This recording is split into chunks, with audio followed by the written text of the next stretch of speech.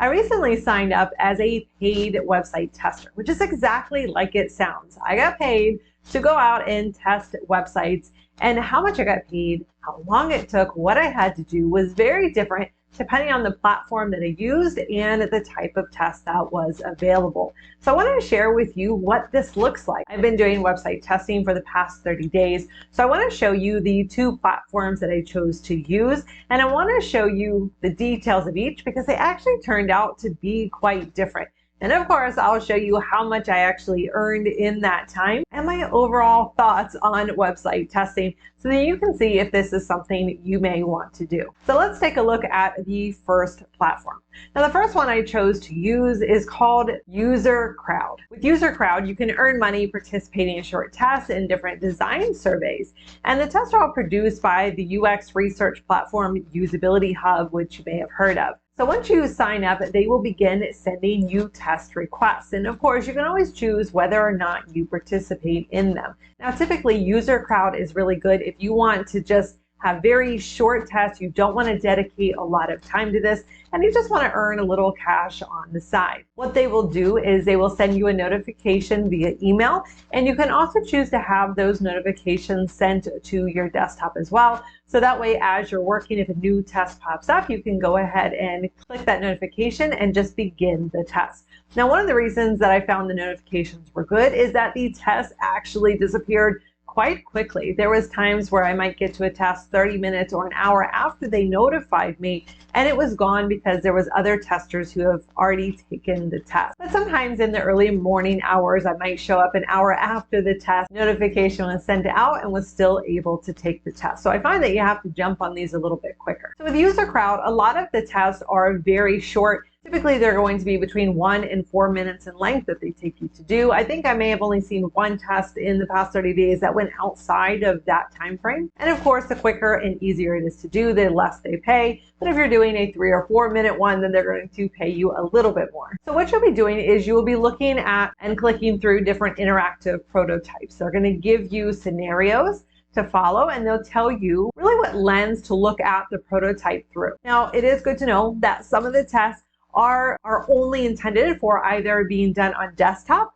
or specifically mobile, or it doesn't matter. So you may see an email that will come through. It'll tell you desktop only or mobile only if you need to use a particular device. So when you receive an email from them, it is going to tell you that the test is available. It will tell you the device that needs to be used if that is necessary, how long they would expect it to take you, and how much you will earn so that you can decide whether or not to take the test. So jumping into my dashboard here, you can see the test that I have taken. My balance is $25.80, so I didn't exactly get rich from this user testing, and it took me 47 tests to do that. Now, most of these tests were only about a minute, maybe about 3 minutes at most, so a lot of them are super quick. So maybe you're earning about $30 an hour, although that's going to be very spread out here.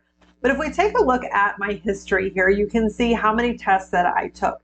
So you can see on the 23rd, there was actually 4 tests that came through. The least amount that I got paid was 20 cents, and the highest amount was $1.20. You can see there was nothing on the 22nd, although I primarily wasn't working on that day, to be honest. So I don't know if I missed some on that day.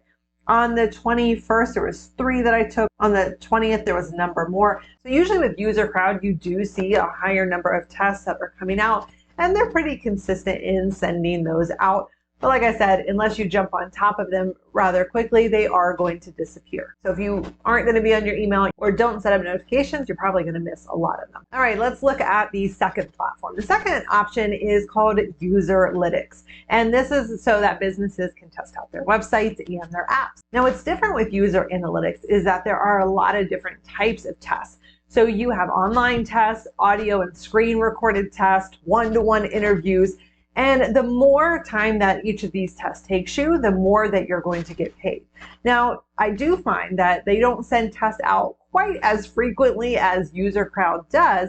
However, they tend to pay more. So the lowest amount for a test that I saw was $3, and I believe the highest one was $100. And a lot of them were in that $30, $50, $70 range. So definitely for these tests, you tend to earn a lot more, but they are more involved, and of course they take more time. But again, that is why the pay is going to be higher for you.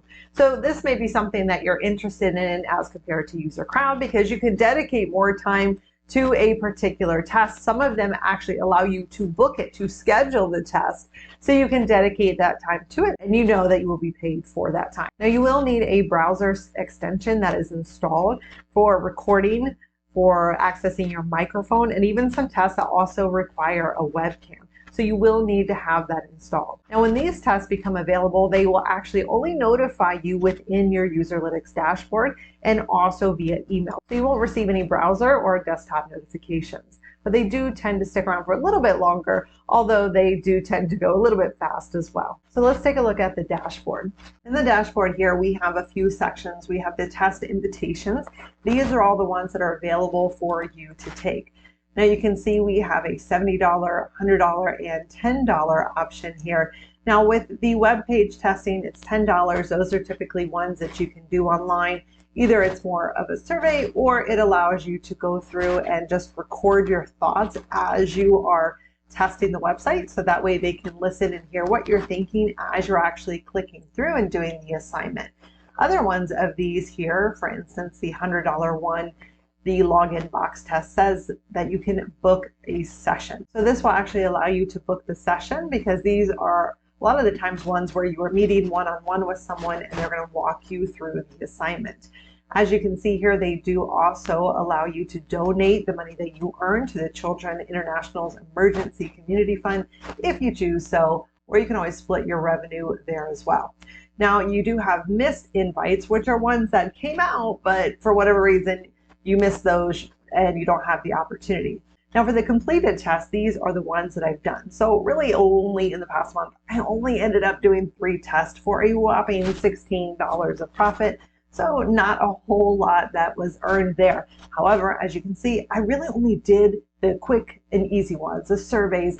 I have a couple of really huge projects that I'm working on right now, so my time didn't permit this. Now, if I had had more time, then I may have done some of these other invitations where I could actually sign up and book a session to schedule a time and meet with someone one-on-one. Now, one thing that is important to know is that both of these options are going to pay you using PayPal. Userlytics will go ahead and send that payment out, and in the UserCrowd platform, you can request the payment as long as your earnings are over $10. Now, a couple of really quick tips: make sure that you become eligible for as many tests as possible so you have as many chances to earn more money doing this. The first is to make sure that you fully complete your profile so that they have as much information about you as possible, so that you are more likely to be eligible for these different tests that come up, and so they will send you more options. You also want to make sure that you are honest in your profile so that you do receive the right types of tests. And just remember that these are real businesses on the other end of this who are paying to get your honest feedback. So just make sure to treat it as that and to take the time to actually answer the questions